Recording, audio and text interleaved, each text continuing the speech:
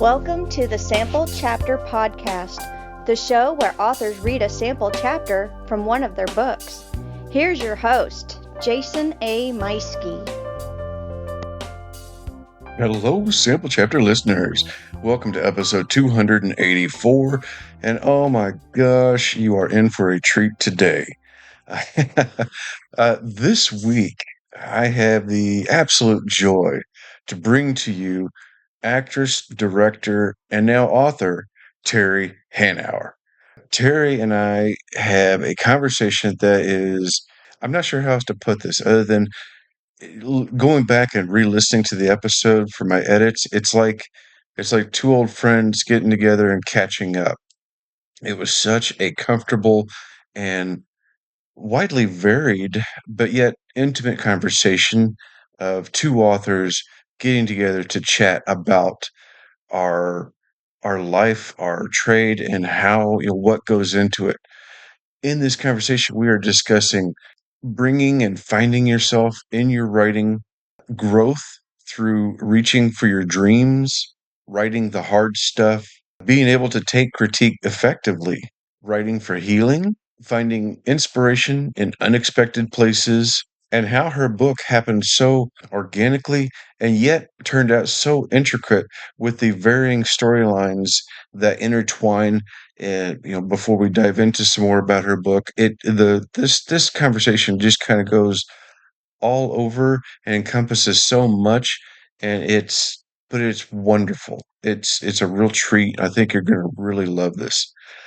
Something unique about Terri that I didn't even get to go into because we were having such a good time discussing. But like I said, it's Terri as an actress. I wanted to make sure and mention some of the shows that you may recognize her from include NYPD Blue, Without a Trace, ER, Murder, She Wrote, Seinfeld, the original Matlock, the original Quantum Leap, Knots Landing, Beauty and the Beast, which that's a throwback if y'all haven't seen that, and one of my own personal favorites, The Greatest American Hero. That song is playing in my head right now as I say that. But you really got to go in, check out her body of work as an actress and as a director. She has some fantastic shows that she's been doing, and then of course definitely click the link in the show notes for her book and new books coming out soon. This is a great conversation that I am so proud to share with you, and one that I'm really happy that the interview actually ran longer than what I've been doing recently, and it doesn't feel like it.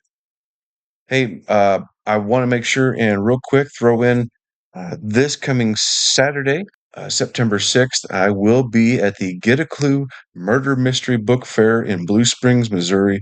It is a one of a kind and first of a kind event where people who come are not just meeting authors, but you are going to be solving a murder mystery while you're there. So check the link in the show notes and make sure you follow the show on social media. I will make sure to share those links there as well. Meanwhile, how about we go ahead and hop on over to that interview with our guest, Terri Hanauer.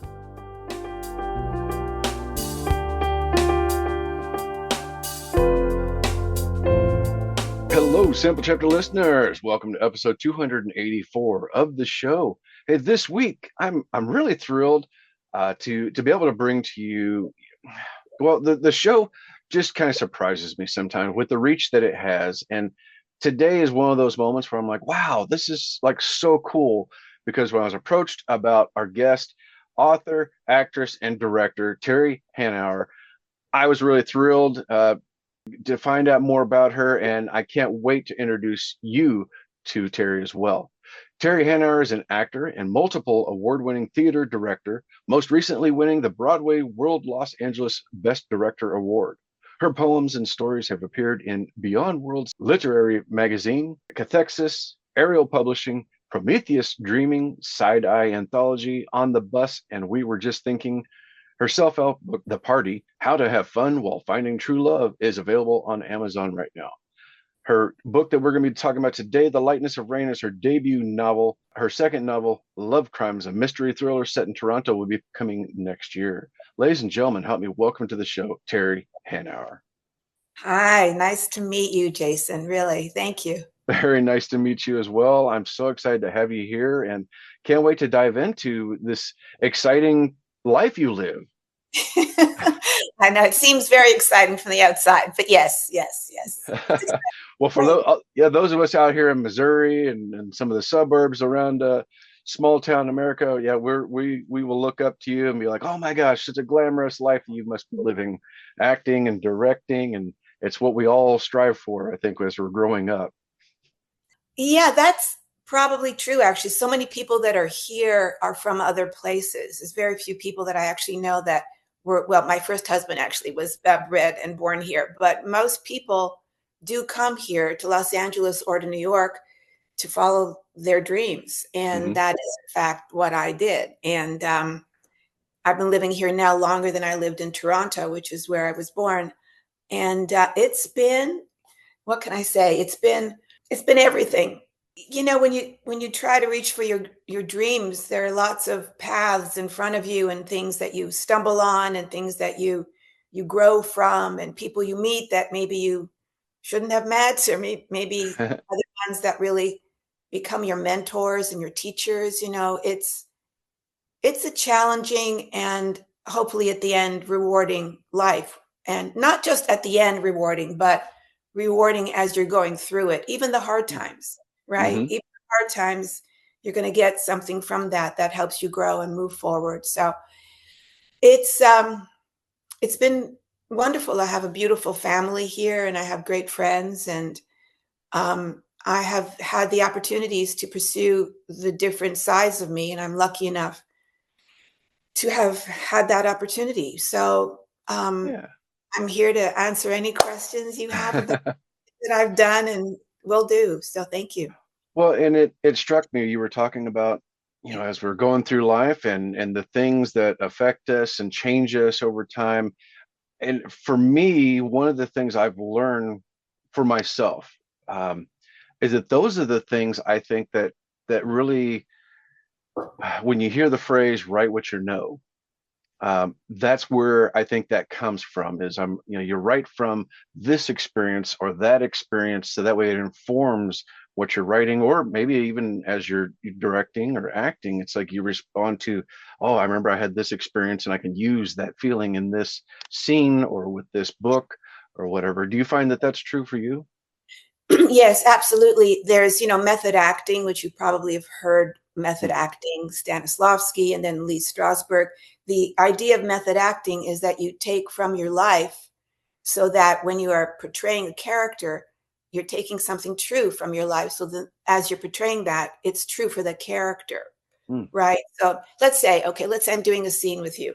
Yeah, And let's see, it's a love scene, Jason, but I don't know you. Right. And though I'm sure you're a very lovely human being, but I don't at the moment love you yet. Right. sure. So if we were doing a scene together, I would personalize you as someone in my life that I actually did love or do love. Okay. And so when I'm doing my lines, I'm speaking them from my place of truth to you.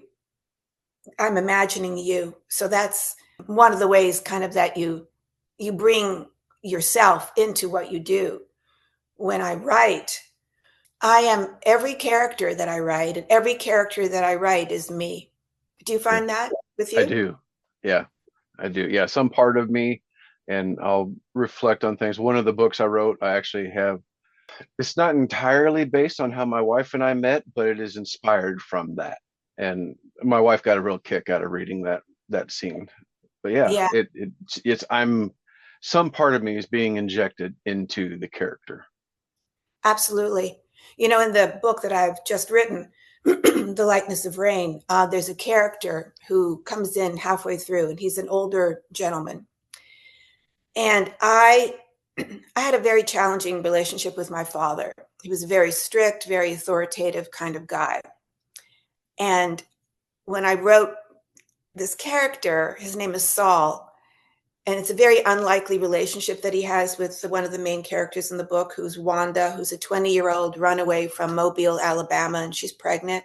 Mm, And Saul is a gabbai at a synagogue, which means he kind of, he helps run it. He helps make sure that everybody's happy in the situation. It's an abandoned synagogue at the moment, but so they meet. And in my writing of him, he's incredibly generous and kind and beautiful man. And I named him after my father. Mm-hmm. And when my sister read it, she said, you basically reimagined your relationship with Daddy through this character. And by doing that, I kind of healed my relationship with my father. Oh, by wow. by making this character be all the things that people said my father was, but that I never personally experienced. Mm-hmm. So, Wow. yeah, writing is also, I think, healing, Yeah, absolutely. Yeah, you can kind of have the relationships that you wish you had, or that you wanted. So Right, right. You exactly. fall in love with someone who maybe didn't fall in love with you have somebody fall in love with your character, and maybe that person in your real life didn't really fall in love with you, but in your book you can have that be true. Yeah. It's very exciting writing. I think writing, well, for me, from acting to directing to writing, acting was always my first passion, even like from the age of 4. I Mm. needed to express and be out there. Mm-hmm. And then directing came along, and I was able to kind of paint the picture, work with all the designers, work with the actors, work with the text, playwright. And in doing that, I kind of saw that storytelling, like the whole world of storytelling, was really interesting to me. Mm-hmm. And I started taking writing classes. And there was a situation where I went to a fire station because I needed to put a child seat into the back of my car, and I couldn't do it properly. And I was there at this fire station on Sunset Boulevard near Barrington in Santa Monica. And there was a sign that said Safe Haven. I don't know if you know what that is. It's like a yellow sign. And in the silhouette, there was a person's hands and a baby cradled in the hands. Wow. It said Yeah. Safe Haven. So I asked the fireman, who was like so gorgeous. It was like out of, Central Casting firemen. It was like, oh my God. And I said, what does that mean, safe haven? He said, oh, well, girls can drop off their babies here if they need to, so that they don't, leave them, God forbid, in a dumpster or in a forest or something. No Okay. questions asked. The Mm-hmm. babies are dropped off. And then I said, what happens to the babies? And he said, then their, child services is notified. And I drove away from there, and I had this idea. And I came home, and my son and his wife and my husband were at the table, and I said, I have an idea because of something that just happened. Mm-hmm. And I told them what the idea was. And I said, so I think it's a short story. And Peter said, no, that's a book. And I said, that's a book? He said, that's a book. And I said, you're saying to me that I should write a book? And he said, yeah, you write a book. And I said, okay. So like it took an idea, but it also took, and I wonder if this is true for you too, Jason, somebody who sees you in a way that you don't quite yet see yourself. Like somebody can say, you can do that. Yeah. Yeah. For me, it was my wife was the one that finally pushed me. Um, all growing up, I always loved telling stories and creating stories about my friends and I, and we're on this adventure, that adventure, we're doing something else, and it was a lot of fun. And then when I met my wife, she would take some of my stories and write them down into little booklets for me, and we'd staple them together, kind of thing. And that was really sweet. And as I got older, I wasn't really following that. I didn't know how to follow that. I mean, we're talking about back in the late 80s, early 90s. And so I'm like, well, you got to be Stephen King or a name to get a book deal. So, I don't know how to enter that world. But finally, I had a few people, I was describing something like, oh yeah, I was sitting on my porch with some coffee and was watching some ducks fly over, and I saw some deer, and I didn't just say, oh yeah, I saw some ducks. I was describing everything about it, and I had people telling me like, Yeah, you sound like an author, the way you like describe everything and you go into it. And I finally talked to my wife. I said, should I really, like, are you serious? And she goes, yes, absolutely. You need to be pursuing this. And next thing I know, she had signed me up for one of those courses. Remember the old do you like to draw commercials where they Right. would Yeah. yeah, and they send you like, yeah, can you draw this cartoon character? And where, well, they had one on writing like that. Huh. And she signed me up for that, and I tried it out and got accepted. And so I started doing correspondence courses and just kind of little by little over the years gained more and more confidence until finally, by the time I found out I was going to be a grandpa, that's when it was just like, okay, I need to really be following this full time and like really pursue it. And all of a sudden it's like, wow, I can do this. This is a lot of fun. I'm enjoying it immensely.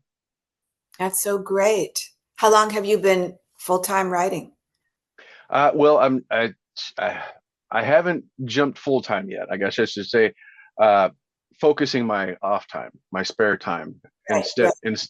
instead of goofing off and whatever, doing something else. Now have certain hours of the day where it's like, this is writing time, or I fit it in where I can. But that's been for 10 years now that I've been doing that. Good for you. Thank you. 10 Thank you. years. That's that's a real commitment to yourself. That's beautiful. Good for you. Thank you. Thank you. Yeah. So what was your introduction to when you got into being an actress? Like, how did that begin for you, or where did you find the route to that?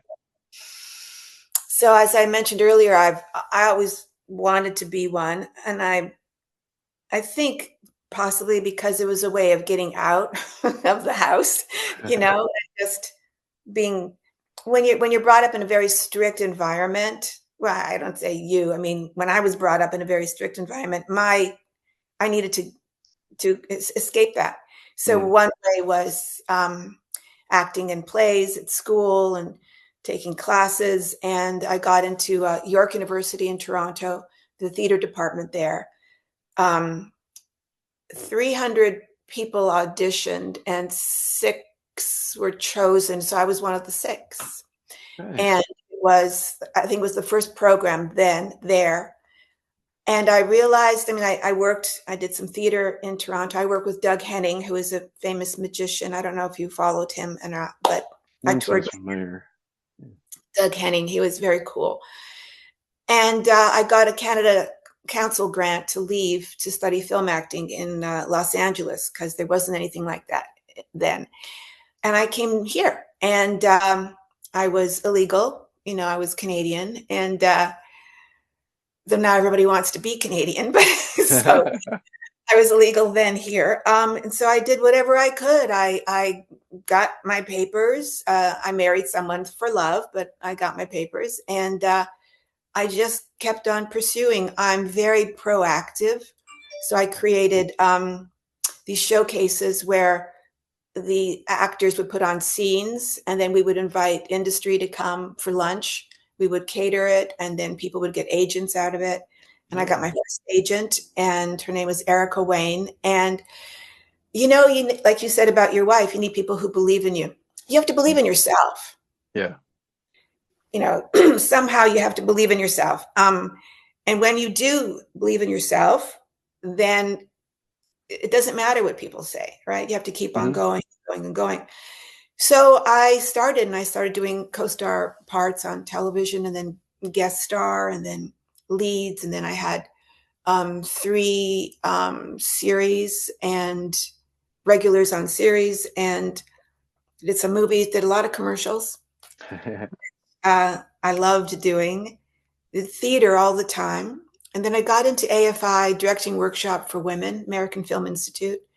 And I had a teacher named Milton Katselis who was one of those teachers that kind of changes your life. Mm, Have you ever had a teacher like that? I have. Yeah. And they do. I mean, and this guy, he was tough and he was very demanding. And I did a scene once in class from Sophie's Choice, and it went okay. And he said, Terri, you use 40% of your talent. And it just kind of totally bummed me out. And I went home and I went under the covers. And then I realized, well, wait a minute, if I use 40% of my talent, that means I have 60% that I haven't even tapped yet. Right. And I came to class the next week and I said, so that's what I discovered. He goes, great. That's what I was hoping you would discover. So now bring me the 60%. Yeah. So he was that kind of guy. And that's when I wanted also to direct. So he took me on as a directing student as well. And I directed my first scenes in class. Some went well, some didn't. The ones that didn't go well were the ones that I learned most things from. Like you were saying earlier, when you have challenges and all that, and then I directed a couple of short films. I directed a feature film. I directed Zane's Sex Chronicles, which was 2 seasons. I only did the first season for the right reasons. And this woman had written this book, a Black woman had written this book called Zane's Sex Chronicles. And it was about these 4 women. It was like Sex in the City, but not every ages somebody had to have sex, right? So it was kind of it was erotica. And I'd never done anything like that in my life, as you can imagine. And I thought, but you know what? I'm going to learn how to direct. I'm going to learn how to direct everything. And I took that on, and then I kept on directing theater. And then there were moments when I just felt that there were stories in me that I really wanted to get out, poems in me that I didn't even know were in there. And then I found another teacher, Jack Grapes, who's a great teacher. And he opened doors for me that I didn't even know existed, And then I wrote stuff. And then, I do want to talk about my book, The Lightness of Rain, because it's, for me, it's about 3 different women who affect one another's lives in unexpected and profound ways. Yeah. And it's like they're like a braid. There's like 3 strands, 3 women, and they intersect and then they go apart. They intersect, they go apart.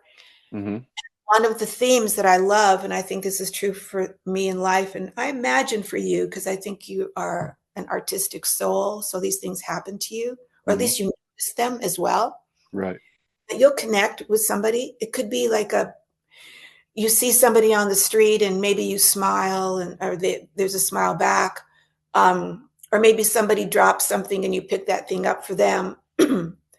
And you somehow have changed their day because of some beautiful thing that you've done for that person. Oh, yeah. Or somebody's done that for you, and you go home and you tell your wife, you know what? I was at the gas station and this guy let me go first because he could see that I was in a rush, So that's kind of what motivated the Lightness of Rain, where it's how we affect one another's lives and we don't even know it. But at the end, the 3 women's lives come together in a twist of fate that really, to me, is very moving and profound. Yeah.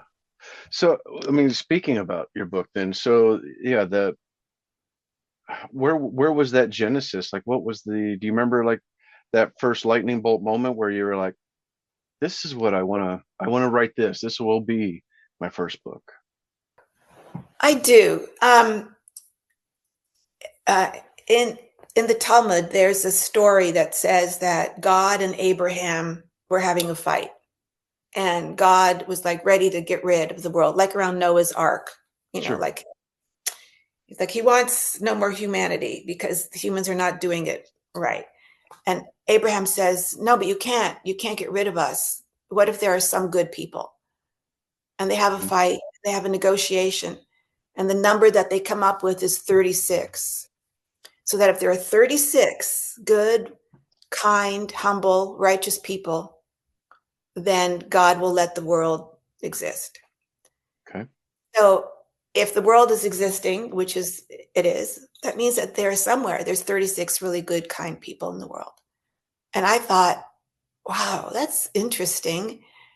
And what if my story was about how what it took for certain people to make sure that that person existed because they were going to be one of the 36. Mm-hmm. So that was Okay. kind of like a thought in my brain, as well as unifying three wildly different women and seeing if I could intersect, as I mentioned earlier. So how do I make these pieces of the puzzle kind of fit? Okay. Yeah. Complicated, but I think worth it. Yeah. Well, and it's fascinating to have uh, to be able to come up with three separate storylines essentially, but to be able to weave them together is is fascinating. Did you have a lot of trouble with that, or was it something that you kind of intuitively knew going through? Some people do an outline. Do you do an outline when you write? My first several books, no. My series I'm doing, I learned I need one so I can keep my through line for the series going forward, because otherwise I lose track of where I'm going with it. Ah, okay. Um, I don't use an outline, and I knew a few places that I needed to get because that was where the ideas were. Like Hmm. the idea that I got at the fire station, that was an important idea, which I'm not going to tell you because it's integral to the reading of the book. I knew I had to get there. I knew I had to get there. And when I discovered who the three women were, have you ever read James Crumley? Have you read his work? I don't believe so. He's a wonderful writer. I think you would like him. He's got a couple of books, The Dancing Bear and The Last Good Kiss, and he has these people. He's just such a beautiful, gritty writer. And I was reading him in class, and I created a character out of like his world. And then I created a second character and the third, and I thought, okay, how do I interconnect these three? Somebody told me that you write as if you're reading, and then you think to yourself, what do I want to see next? What do I want to have happen next? Hmm. And so that's kind of what I did with each one of these three women, knowing that somehow they had to touch each other. And Okay. those organically happened in a funny way. I mean, they organically happened. Okay. Well, that's fascinating. Yeah, and I can relate to that. Like I said, my first two books, I just knew kind of what the story was going to be. I knew how I imagined it to end, but how it was going to get there, what was going to happen to incite this, I really wasn't sure until I sat down and started going with it. And then it almost went off the rails a few times and went a completely different direction. And then I looked back at it, I was like, okay, but I can see and save some of that information maybe for another story, and then bring it back to where I wanted it to go and see if it's going to work the way I wanted it to. And fortunately, I think they did. But yeah, that's always fascinating to hear that you have an idea of where you want to go, but no idea how to get there. And you've done that with three tales within one story, and that's amazing.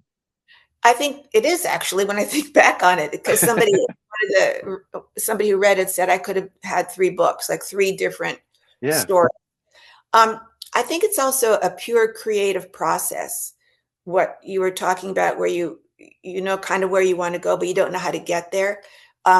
Another acting teacher that I had, Joan Darling, who's great, she said in terms of acting, a really, really, really good actor.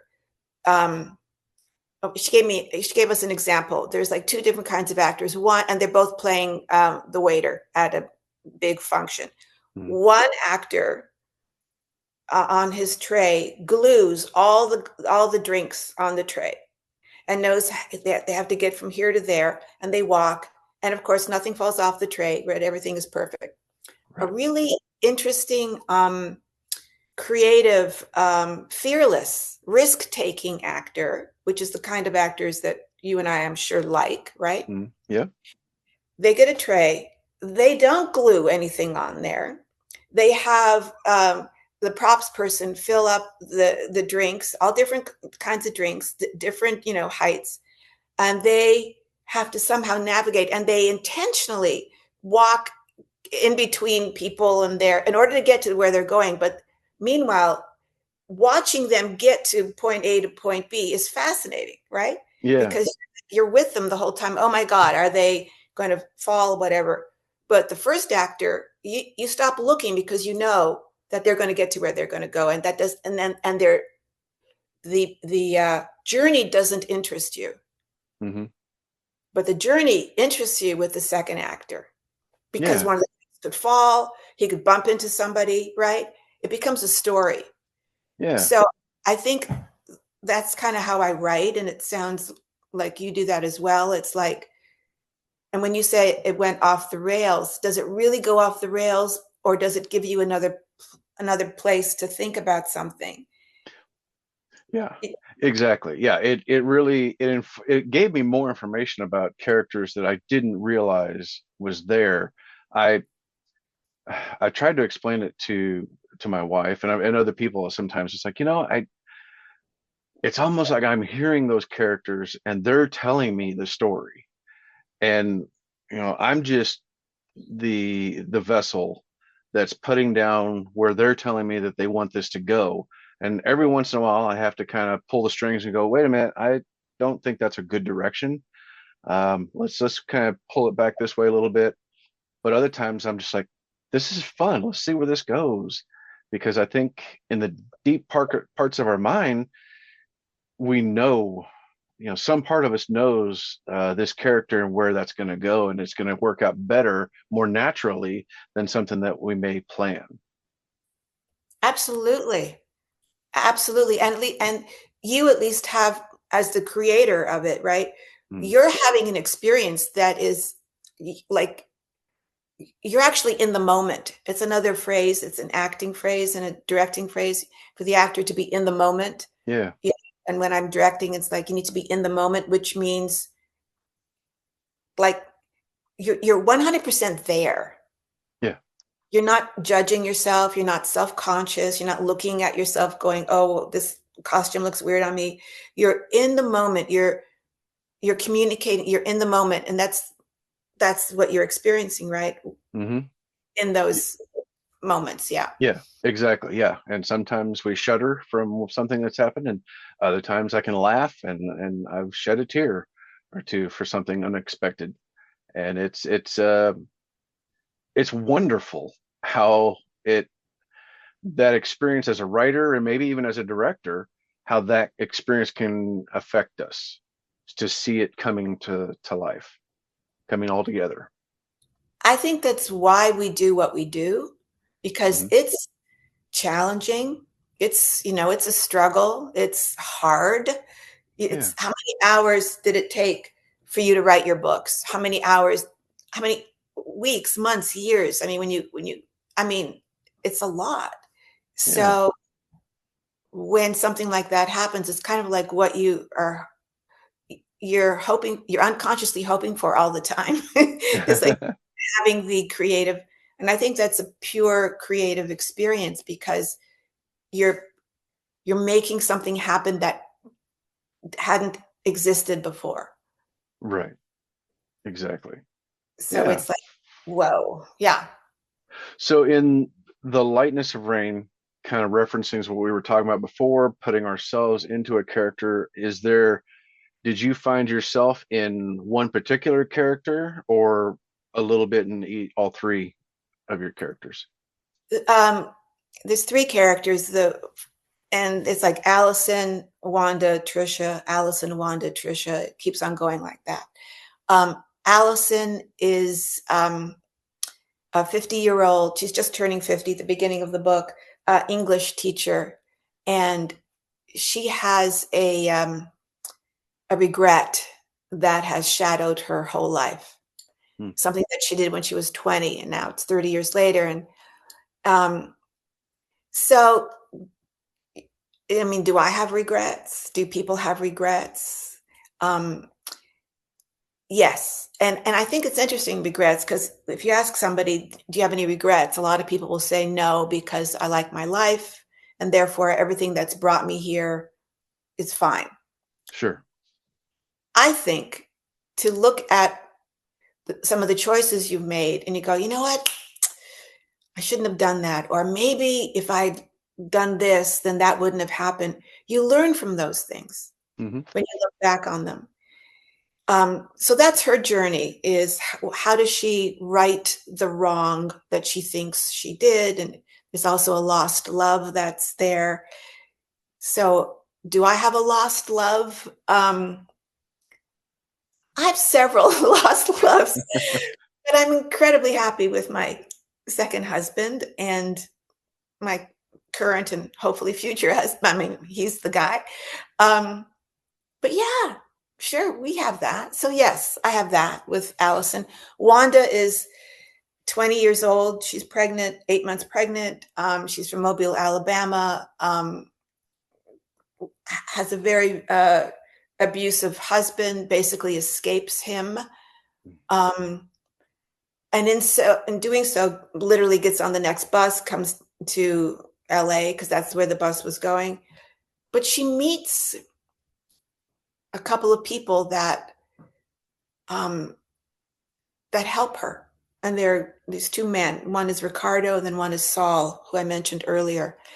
So am I like Wanda? Am I the lost daughter looking for a good father?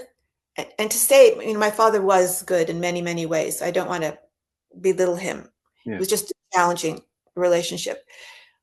But did I, Terri, find, yes, I have teachers and they turn out to be men, and they're like the good artistic father teacher that really they've helped me. So yes, I'm like Wanda in that way. Trisha is Canadian. So yes, I'm Canadian. And she comes here to try to become an actress and to explore who she is. So yes, I connect to her in that way as well. Yeah, like I said earlier, there are parts of me all over this book. And this book is so deeply a part of me. Do you find this, Jason, do you feel vulnerable when you talk about your work? Sometimes, yes. There's the generalities where it's like, oh, what's it about? Okay, it's about this or whatever. But then I have conversations like this where we're connecting, we're diving into some of the background of it, and oh, where did this come from? Well, yeah, there was this, and I mean, even some of the things you said a while ago touched me and made me think. I know that feeling. Do I have regrets? Yes, I have regrets, but I've learned from those. And I would love to change them, but boy, it'd be nice to change them and keep those lessons at the same time. But Right. it is what it is, and so I want to go forward. And uh, but yeah, so you feel that, and whenever talking about stories, it's every once in a while that'll come forward, and it's like, yeah, this scene in particular was very emotional, um, or something that I would like. Maybe I would look forward to putting into a story one day, perhaps something like that. Right.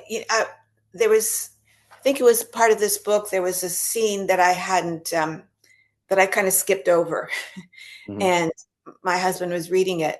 Actually, he read when it was. He didn't read it during. It was the book was finished. I mean, my first draft.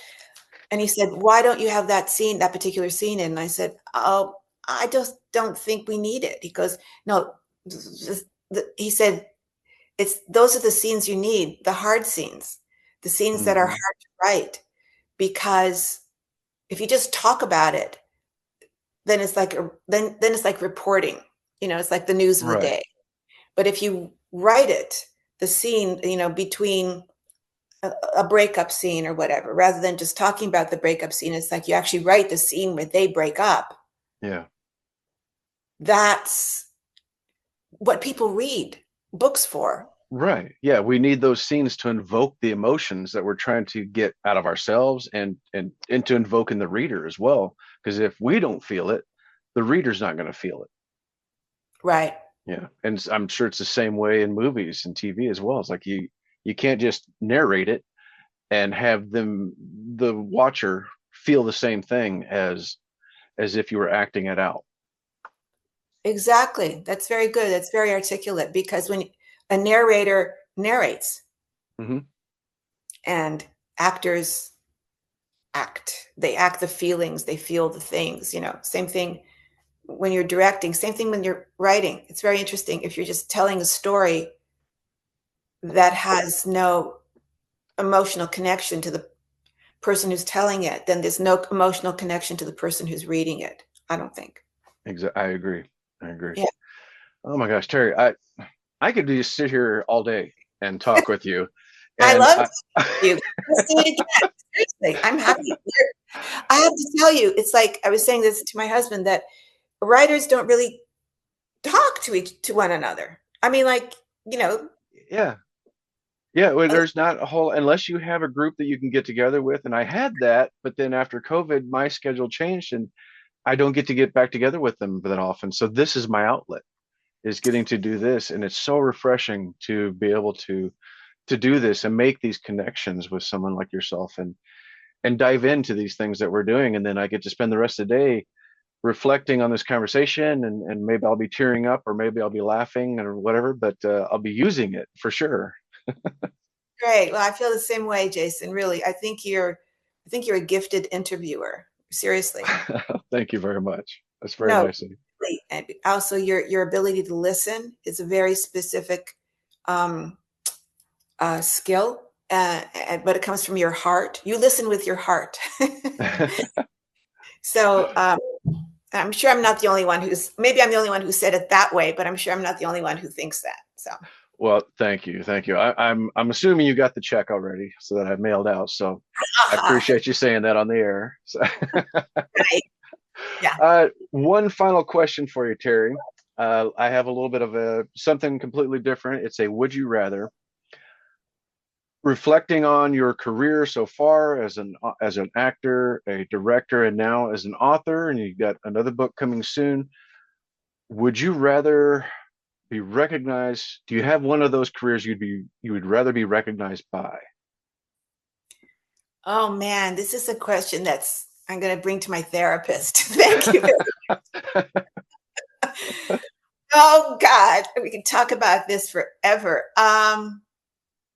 So basically, you're saying, would I rather have an Oscar or would I rather have uh, what do you get if you for a prize for a book, a Nobel Prize? Well, a Uh, Pulitzer. Pulitzer, Pulitzer. yeah. Hmm. Hmm.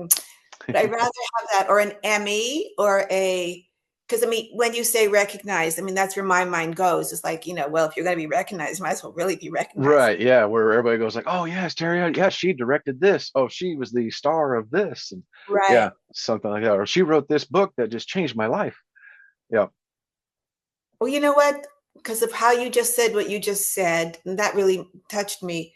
Um, I think, yeah, that she wrote a book that changed my life because what we were saying earlier, or we didn't quite, but when you're acting, it's somebody else's lines, right? And Mm, it's somebody's directing you.